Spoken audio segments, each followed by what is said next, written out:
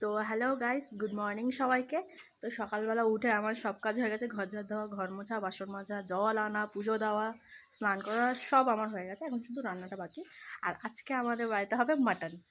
আর mutton, শুধু mutton করব না, সাথে উচ্ছে ছিল আর বেগুন আর আলু, এই তিনটে একটু ভাজা করব।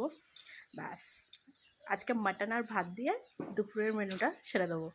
তো চলো রান্নাটা করে নিই। মাটনটা দেখা যাক কীরমভাবে করতে পারি। আমি ফার্স্ট টাইম আমার বিয়ের পরে, বিয়ের আগে বলো, আমি কখনো মাটন ট্রাই করিনি একা। না আমার ননদ রান্না করেছে, না মা রান্না করেছে, না বাপের বাড়িতে গেলে তো মা বৌমনি আছে, তারাই করে। তো আজকে ফার্স্ট টাইম আমি ট্রাই করব। তো দেখা যাক, আমি তো খুব এক্সাইটেড। কি করবো আমি নিজেও জানি না। চলো।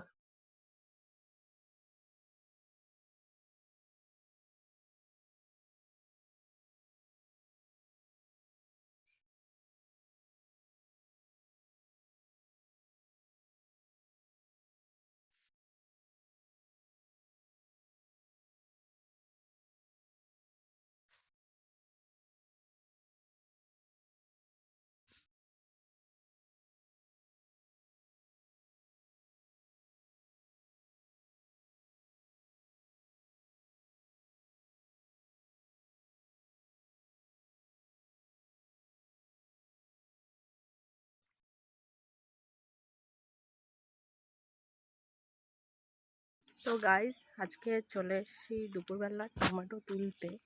সেই যে তোমাদের টমেটো গাছগুলো আমি দেখিয়েছিলাম আর কি, সেগুলোই। দেখা যাক গাছের কি অবস্থা। গাছ তো প্রায় মরে যাওয়ার পথে আর কি।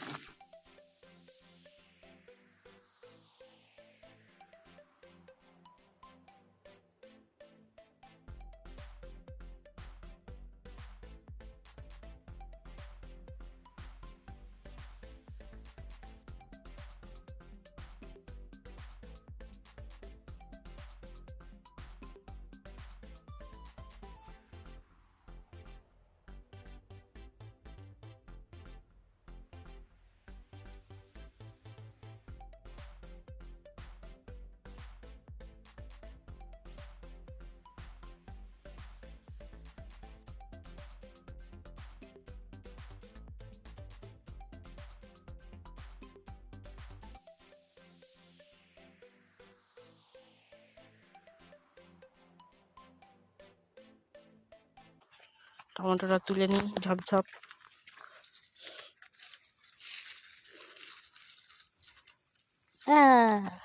পাখিতে খেয়েছে কত, পাখিতে খাবে, পচে যাবে।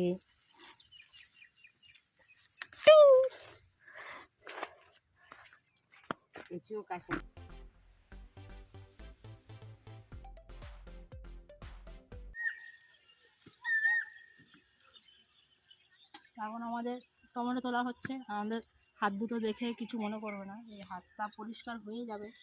এই টমেটো তুলতে গেলে এরকম দাগ লেগে যায়। তো আমাদের দেখো, এখন তো টমেটো হয়ে গেছে।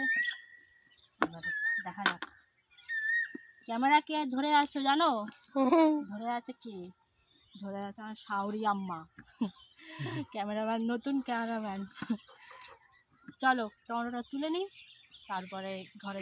ও এখানে কি করছো? ঘাস খাওয়া হচ্ছে। কেন? এই তো ঘাস হয়েছে, খুঁইতে হবে না। ও মানে জায়গাটা পরিষ্কার হয়ে গেল। এরা সে ওই মাথা থেকে এত দূর অবধি সব হয়ে গেল। ওই ঘাসগুলো সব ওই কোনায় কোনায় ফেলা হয়েছে। সবার কাজ হয়ে গেছে। সন্ধ্যা হয়ে গেছে। চলো সবাই এখন বাড়ি যাবে। তো গাইস, টমেটো আমার তো তোলা হয়ে গেছে। ঘরে গিয়ে এখন আমার অনেক কাজ। এখন দেখা যাক। আর ওইখানে কপি কেটে রেখেছে বাবা, মানে বাঁধাকপি আর কি।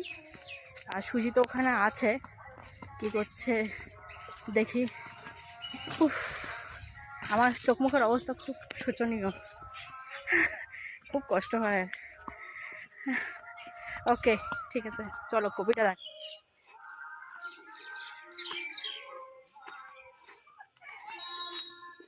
এই যে বাবা আরও কপি কেটে রেখেছে। তো গাইস, বাগান থেকে চলে এসেছি। এখন হচ্ছে ঘরের কাজ করা বাকি, ঘরের কোনো কাজ ছেড়ে যাওয়া হয়নি। সেই 2টোর সময় গেছি বাগানে মার সাথে, মাকে হেল্প করার জন্য। আর এখন উঠোন ঝাড় দেবো, ঘর ঝাড় দেবো। চলো আগে উঠোনটার অবস্থা খুব খারাপ, উঠোনটা আগে ঝাড় দিয়ে নেবো, তারপরে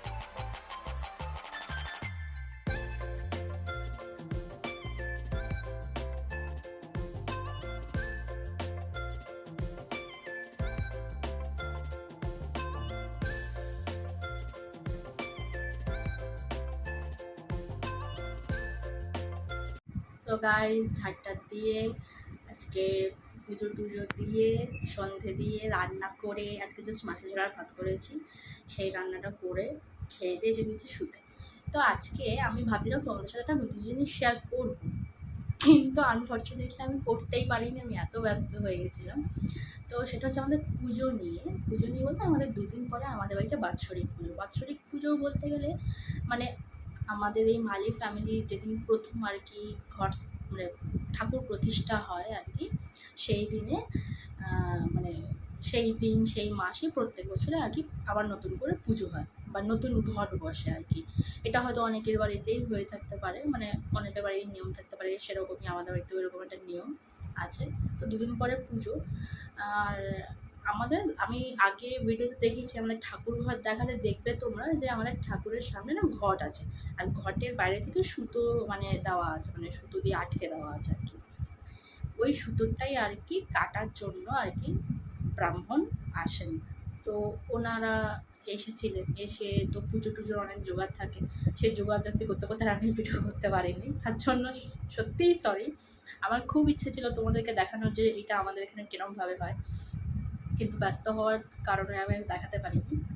তো ওনারা এসে পুজো টুজো দিয়ে আর কি সুতোটা কেটে দিয়ে যায়। এরপরে কি হয়, ওই ঠাকুরগুলো সুতোটা কেটে দেওয়া মানে ওই ঠাকুরগুলো মানে যেগুলো আমাদের মন্দির আছে সেগুলো বাইরে বার করে অন্য একটা ঘরে, মানে তার পাশেই আমাদের আছে একটা ঘর, ওই ঘরটাতেই মুছে সেই জায়গায় আমরা ঠাকুরগুলোকে আর কি পরিষ্কার টরিষ্কার করে সেই জায়গায় আমরা ঠাকুরগুলোকে রাখি। এখন ঘট স্থাপনের দিন পর্যন্ত মানে পুজোর দিন পর্যন্ত আমরা সেখানেই ঠাকুরটাকে পুজো করি।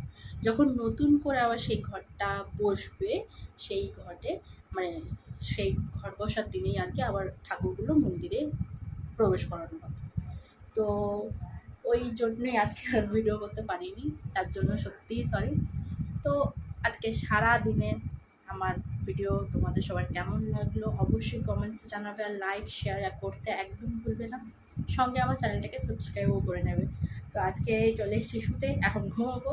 তো ফিরে আসছি নতুন একটি ব্লগে, ততক্ষণের জন্য টাটা।